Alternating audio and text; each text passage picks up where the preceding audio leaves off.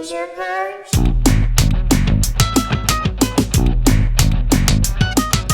Binge or Purge? Binge or Purge?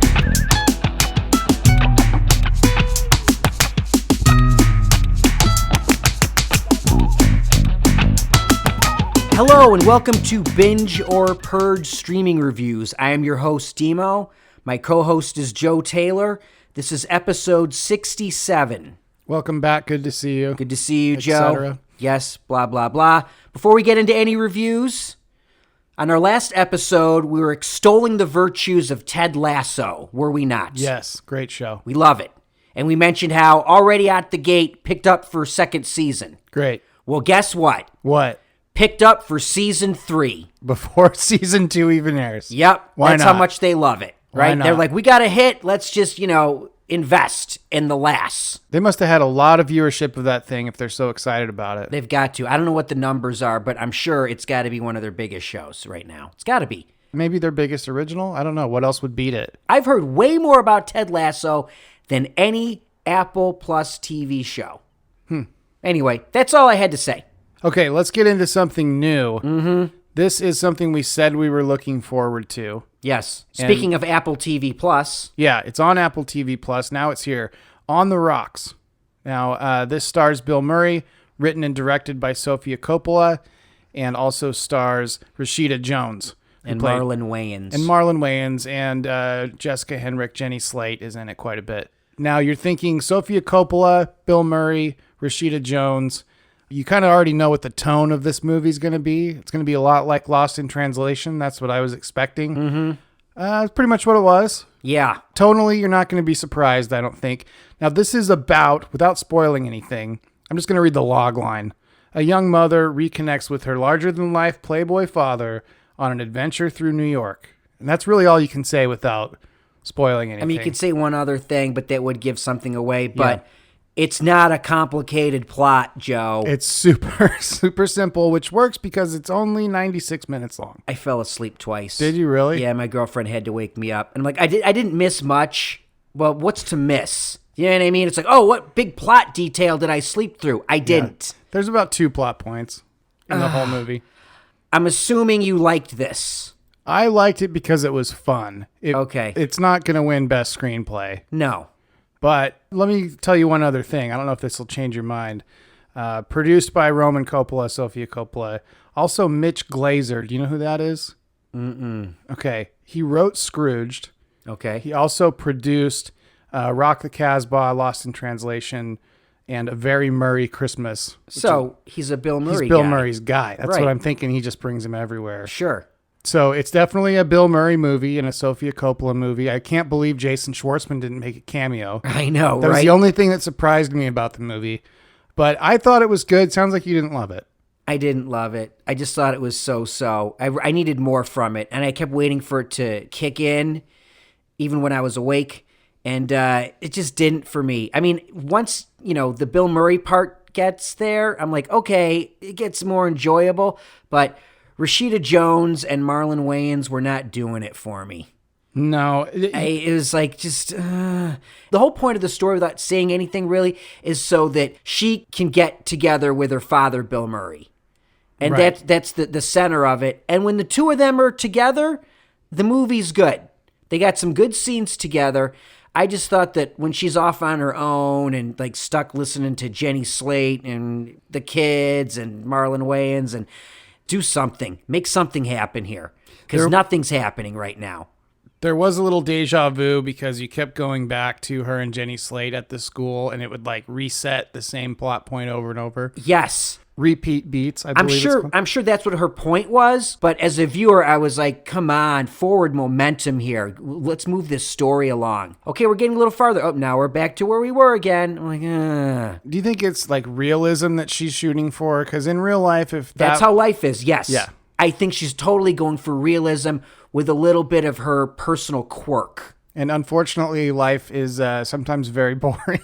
Yeah. But yeah, it's a slice of life. The stakes aren't that huge. Well, I mean, I guess the personal stakes, but I don't know, man. Look, I wanted to like this Sofia Coppola for me, though, you like her more than me. Okay? Yeah. You do. Well, let me tell you where I like her father way more. I'll just say that. Okay? Sure. And her cousin, is it Nick Cage or cousin? Nick Cage is her cousin. So Rotten Tomatoes, this has an 86 with the critics, Mm-hmm. which makes sense, and it has a 50 with the audience. Which Ding, ding, ding, ding. also ding. makes Call sense. me an audience member. I'm not a critic. I'm Yeah. an audience member. Maybe My that's girlfriend top liked it. My girlfriend enjoyed it. Thought it was fine. Okay. You know? Well, we could have a split opinion if you want. You know what? It's your baby. You go with it. All right? I'm going to say On the Rocks, Apple TV Plus movie, Bill Murray, Rashida Jones, written and directed by Sofia Coppola. It's a binge.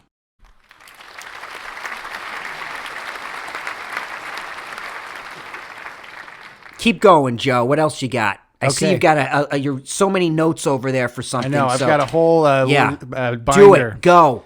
I watched something that was recommended to me by a listener, and I thought, this isn't going to be great. So let me ask you, Dimo, what's the second most boring sport? We already talked about soccer being the most boring. What's the second most boring sport? Cricket. Close. It's chess. Chess is not a sport. Chess is a game. Well, it's second behind soccer as far as most boring things to watch. Who watches chess? Well, that's what I'm getting at. So this is a Netflix limited series called The Queen's Gambit, and it is about competitive chess and about specifically the people who play it and watch it. And according to this limited series, there are lots of people that watch chess, Dimo. I'm sure there are. I'm not one of them. You know what, though? I will say this. Before I die, I really would like to learn how to play it. Oh, you don't even know how to play it? I mean, I've been taught it a couple times in my life, but I need to play it repetitively to get it. Like, if you teach me how to play chess in one day, I'm going to forget in a week. Like, I need to play it the next day and the next day. You know, you can't I learned how to play chess. I have to play it regularly to get it. Problem is, I don't have anybody to A, teach me again, and B, play against.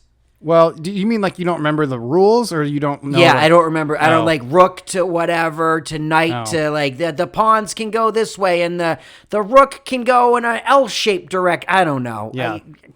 Did you not take chess lessons when you were little? I did not take chess lessons. I did. I was too busy playing Atari. Of course you took chess lessons. I actually Okay, did. while you were playing the piano and Yeah. being goalie and cooking with Chef Tell or whoever. I don't know. My parents wanted me to be Asian very badly. No, I wish I had a classical upbringing like you, Joe. Well, it wasn't as much as it sounds, but I did used to really like playing chess. Didn't make it any more interesting to watch people playing chess Let on me television. ask you something. What? Would you actually teach me to play chess? Yeah, And we could play it every once in a while? sure. I'm not great at it. I don't need you to be great at it. I just need you to know how it works. Because Okay. it's one of those things where I'm like, gosh, I feel like I'm doing a disservice to my life to not know how to play chess. It's a very complex, or it can be, fun game once you really learn how to play it. What about backgammon? I know how to play backgammon too. I've played backgammon as well. I totally forgot how to play it. I haven't played it in 15 years. Now that I don't know if I would remember. My friend taught it to me, and I was like, okay, I get it. It's kind of a good game, but I just couldn't. All right, I'm sorry. Let's get to the show. Yeah, we could talk Sorry. about cribbage if you really want to put people Connect to sleep. 4. Do you know how to play euchre? No. It's a card game. Yeah, no one. Yeah. If any listeners know what I'm even talking about when I say euchre, I'm sorry. Yeah. Okay, All right, sorry, everyone, move wake on. up. Yep. Okay, so this is called The Queen's Gambit. It's on Netflix. 7 episodes, Okay. about an hour apiece. Right. It's a lot of television. So I didn't think this was going to be good. I thought I'd bail after an episode or two. It starts off with a bang right out of the gate. It's not all about chess. It's about this girl who she is raised in an orphanage. The janitor teaches her chess. She turns out to be this prodigy, goes on to play competitively. When the story's about her, it's very, very interesting and very good. It wanders a little bit too far with the chess and a little bit too far with the actual footage of people playing it and talking about this 10th level stuff of strategy and whatever. The acting is great. Let me read a couple people because you're not going to recognize any of them. I already know who the lead girl is. Anya Taylor-Joy. Yeah, she's got those weird eyes. Okay. She was in the second movie in the Unbreakable series. Were with they the- all in the mental institution? No, the one right before that. What the hell was it called? Oh, the personality disorder one. Yeah. I forget the name of it. Split with James McAvoy. The only other person I recognized was Bill Camp, who is that guy that was in that thing. He's just on. What? Bill Camp. He's in a bunch of stuff. I don't even see him here on IMDb. Yeah, he plays the janitor. He's been in a bunch of stuff. You would recognize him and be like, what was he in? He plays a cop or a lawyer in a lot of things. He was in Joker and several HBO series. But he's in this, and he's great. Okay, but it's also got the kid from Game of Thrones. You always miss the Game of Thrones people, man. Well, miss them is a strong word, but yeah, I guess so. That's Thomas Brodie Sangster, a British actor who was in Love Actually, and looks just like Dimo. Seriously, he's your clone. Anyway, good cast, a lot of unknowns, and it's really well done. It's a little bit longer than it needs to be at 7 hours. Could have been about 5.5, but really well constructed. The writing is good. You don't have to give a crap about Chess. It's really more about her. The last couple episodes get a little bit in the weeds with the gameplay and stuff, but I was shocked that I made it all the way through this. I was even more shocked that I liked it. So, On Twitter, it's like the most popular show right now. It's like, oh man, the Queen's Gambit, Yeah. the Queen's Gambit. I'm like, I need to watch this. I was going to watch it. I didn't have time. well, it was And then when you said you were going to review it, I was like, but I want to watch it too. So right, I'm never going to watch it now. it was number one in the country for a while, according to Netflix on their ranking thing. Right. I don't know. It's 7 hours, so it's a lot to get into. Very high on Rotten Tomatoes, 100 with the critics and 97 with the audience. Well, there you go. I think it's great, man. You should check it out. Everyone should check it out. It is a big commitment, but well worth it. That is The Queen's Gambit on Netflix. I say it's a binge.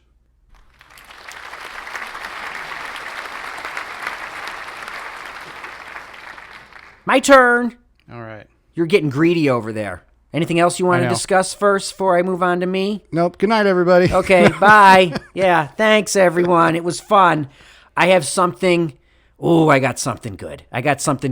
Especially if you love stand-up comedy or you've done stand-up comedy. Yeah. Or you just love comedy in general. Have you done any stand-up, Joe? I did a Zoom show 2 months or 4 months ago. I don't even know when. I don't mean recently. I mean in life. Oh, I know, yeah. Obviously, I know Yeah, you have. I'm being hundreds of silly. times. And how many times have you performed at the Comedy Store, would you say? I don't know, 10. 10? Yeah. Oh, I've performed more than that there. Yeah. Oh, okay. Well, I have a 5-episode docu-series on Showtime called, and wait for it, The Comedy Store. And what's that about? Uh-huh. It's about the Comedy Store on the Sunset Strip in West Hollywood in Yeah. Los Angeles. Iconic location. The mecca for stand-up comedy, pretty much.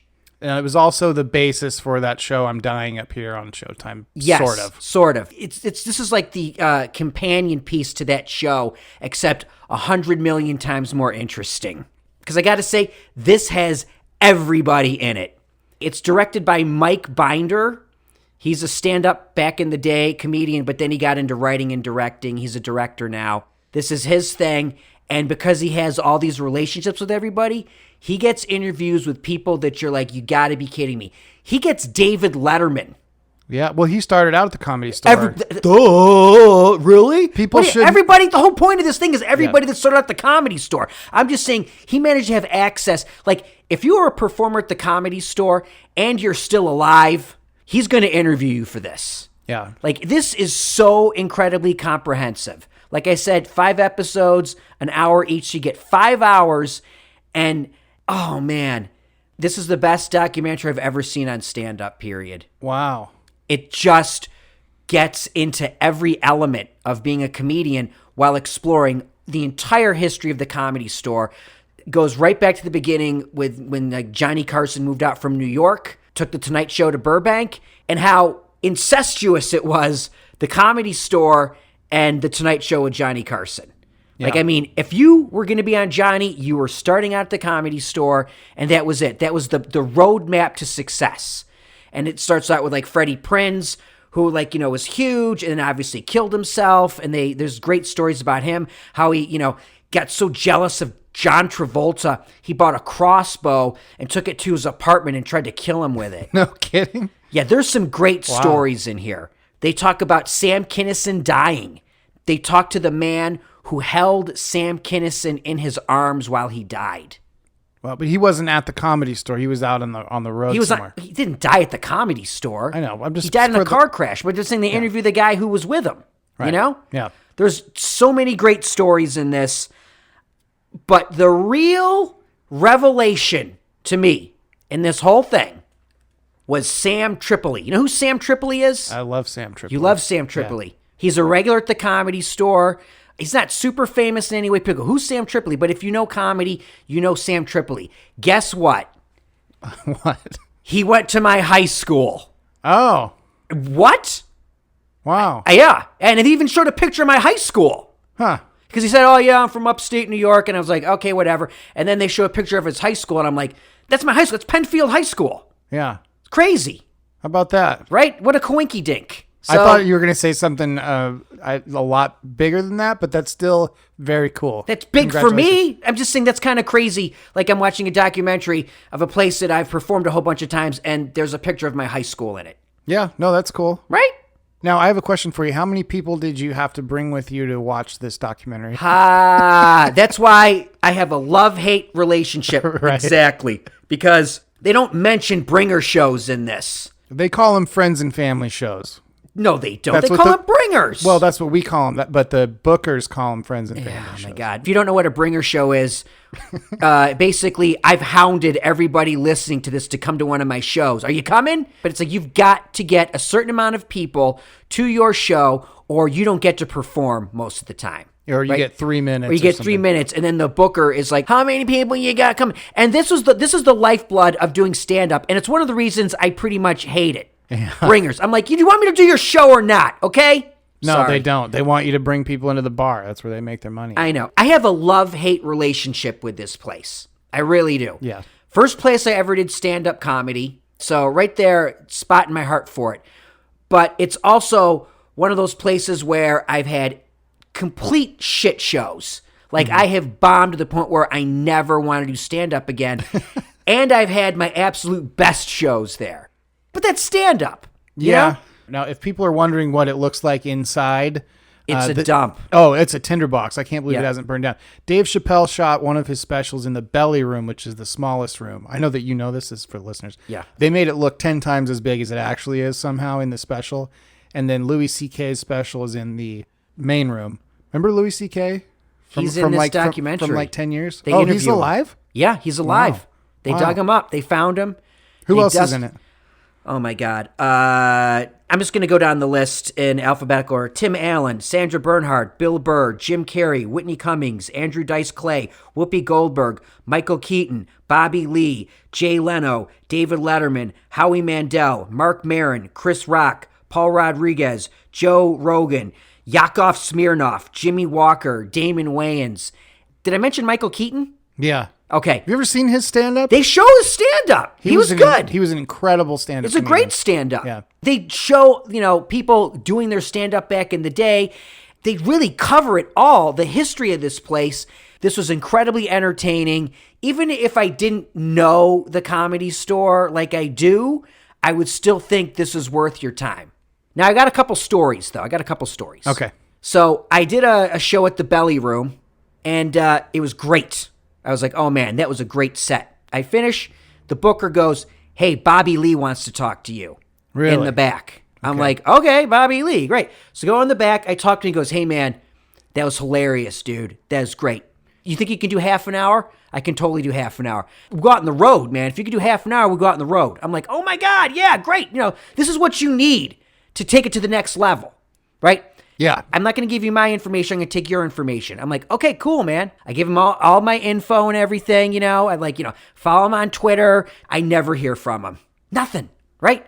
Except for maybe a year later, maybe less. I'm there hanging out one night, and he comes by with Sebastian Maniscalco. Yeah, he's Right? funny. Huge, Yeah. right?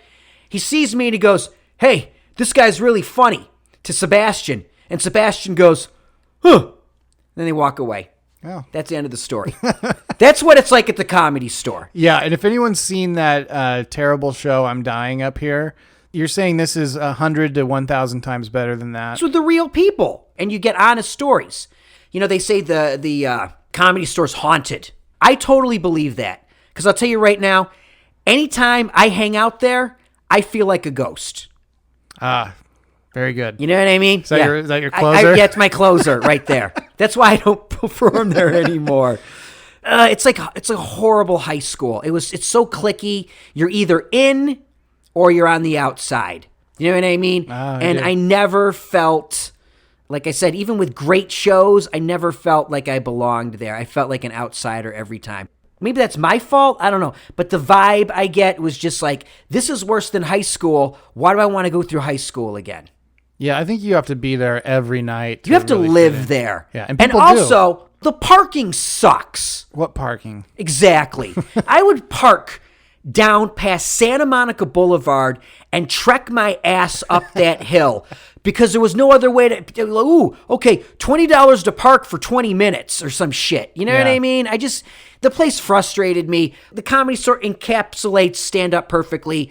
Good times, bad times, and a whole lot of in the middle, you know? But this documentary, totally worth your time if you're in any way interested in stand-up comedy and the LA scene. I cannot recommend it enough. It almost made me want to do stand-up again.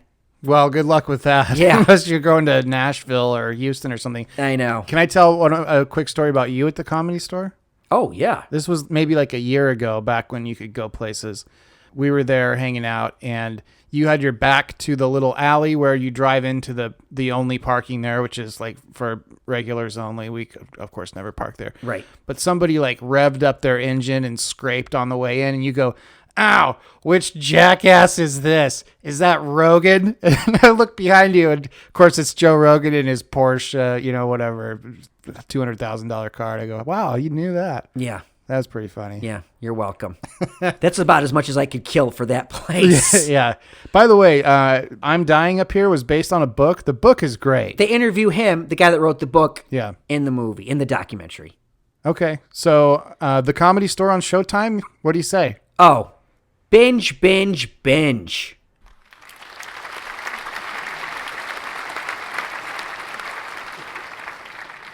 So that's all I got this week. I didn't really watch a lot because I thought my TV broke down and I had like a coronary over it. I know I told you this off the air, but just so you know, I thought my plasma TV died. It didn't.